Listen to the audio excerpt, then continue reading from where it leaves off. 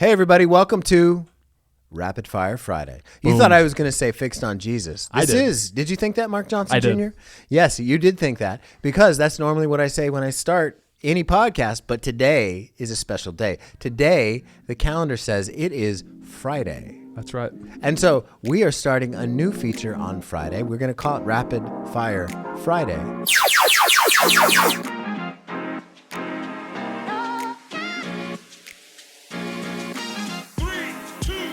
Yes, we are. You know what that sound is. There are no discharge of firearms in this room, but there is a bell that is ringing off the hook. Do you know what that phrase, off the hook, means, Mark? It sounds like a rap lyric. No, it's definitely not. Something that rings off the hook is when there is a receiver hanging on a wall and there's enough ringing of that receiver that it falls off the wall. So you, having never answered a real telephone and only cell phones, would not understand that. So I thought they were the same. They're not. They're different. So we've got so many different questions that have come in that the email bell is ringing off the hook. So if you have a question, send it to production@senatorgilbert.com.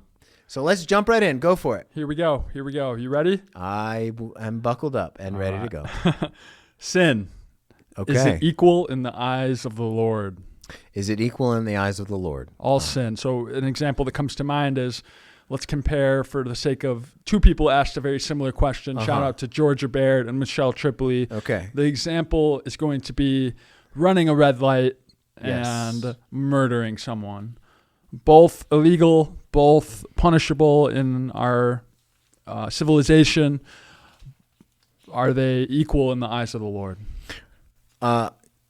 No. And I mean, I could also say, there are times you should run a red light. Okay. There's never a time you should murder. Murder is different than killing, because killing, that's a whole different conversation. But killing as a soldier is not something that's prohibited in the Bible. But that's one of the problems with the King James translation of the Ten Commandments. Thou shalt not kill. No, murder is the way to translate that. And so that's one of the many reasons I do not rely on the King James version. Are the sins? So I think essentially what they're asking is, are sins great and small all the same? Right. That's exactly it. On the one hand, no. And on the other hand, yes. I'll start with the yes part. Every sin, be it thought, word, or deed, against God is an affront to a holy God. So in his eyes, we will, that we've fallen short of the glory of God. So yes, that is true for every sin, whether it's something we think or something we do. Now, is it the same in the sense of the consequences? No. So the running the red light, the full weight of the law to being brought against somebody who runs a red light is very different from somebody who gets from murdering somebody, right? And it should be, because one is much more serious than another. And so, and you can actually see in the scriptures, there are different ways in which, like, the Bible communicates the seriousness of sin. So not all sins are created equal. Some are much worse. In fact, you can see it in the Ten Commandments. The Ten Commandments have what are called the two tables of the law. If you want to look at the Ten Commandments, that's in Exodus chapter 20. And we find that the first table of the law, it has the first two commandments about God, which says you shall have no other gods before me. That's the most serious one. Do not make any carved image, graved images. That's second and more serious. Then don't take the Lord's name in vain. And then remember the Sabbath day. Now, then we have the honor your father and mother. That's what's called the first table of the law. The second table of the law shows then what speaks about what you must not do, and it goes from more serious to less serious. So you'll see, you shall not murder, more serious. You shall not commit adultery. So the murder of a person, then the murder of a family. Then you shall not steal. Then you shall not lie. Then you shall not covet. Those things are all wrong in the eyes of God, but they are the one, like murder is more serious than coveting. Absolutely. Okay. Yeah. Cool. Well, moving on. We have another question from Maxine Rohde. Okay. It's relevant to something we spoke about on a previous episode. Thank you, Maxine, for your encouragement. It's a 3-part question. And I'm just going to give you the first one first. And then she also gave a good example. Yes. Should the title of pastor be used for non-authoritative positions in a church? Why or why not? For example, some churches refer to their women's ministry leader as the pastor of women's ministry, or some call their worship leader, male or female, the worship pastor. Now, every church has different understandings. Like if we think about the worship pastor, like different churches have different understandings of what that role is. There's two challenges with the word pastor here and the word and then being associated with women. First of all, in the Bible, there is no example of a woman pastor ever. And also, when you read the qualifications for pastoral ministry in 1 Timothy 3, it's clearly men. So we've got men who are called by God and directed in the scriptures to be pastors. There's no examples of a woman pastor. And there's also in any direction about pastoral ministry, there's no room to call a woman a pastor.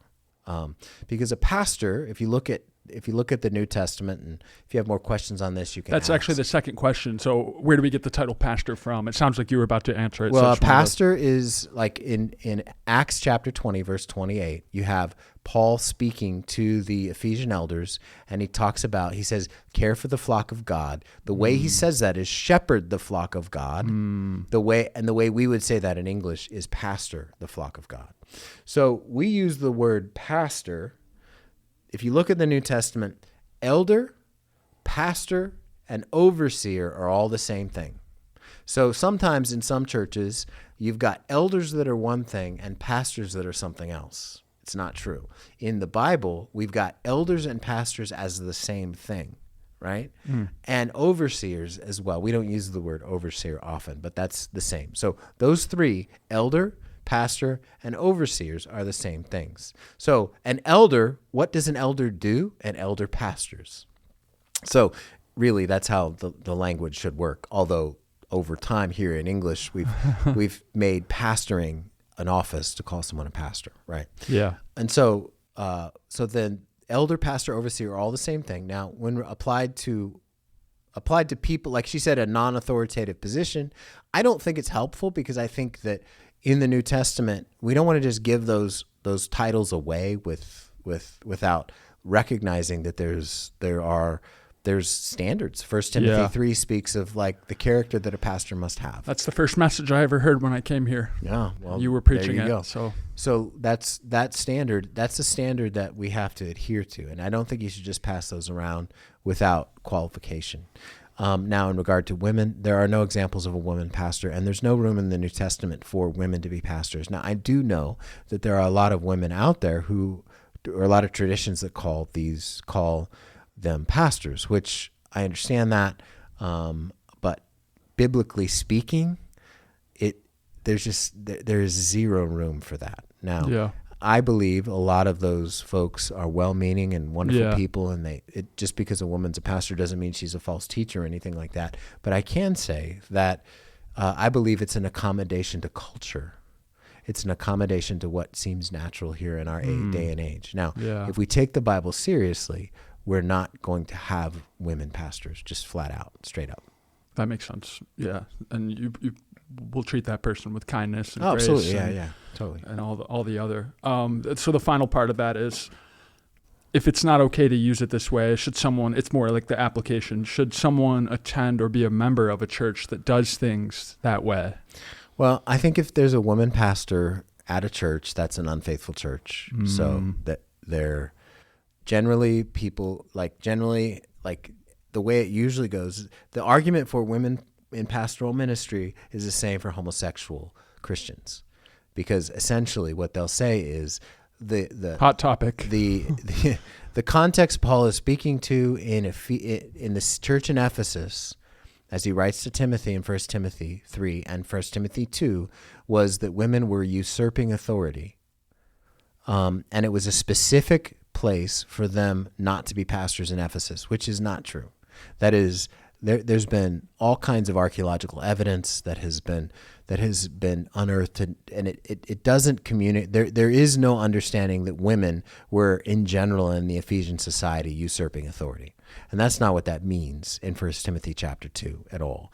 And then additionally, you've got no examples in the New Testament, none, of women pastors, and so I think if a church has a woman pastor, it's unfaithful. Now, in terms of, there's other traditions though that are going to have men who are elders, and maybe they give away the title of pastor easily. I don't agree with that, but that's going to boil down to your conscience, and every situation is going to be different. Makes sense. Okay. So that wraps up our Rapid Fire Friday.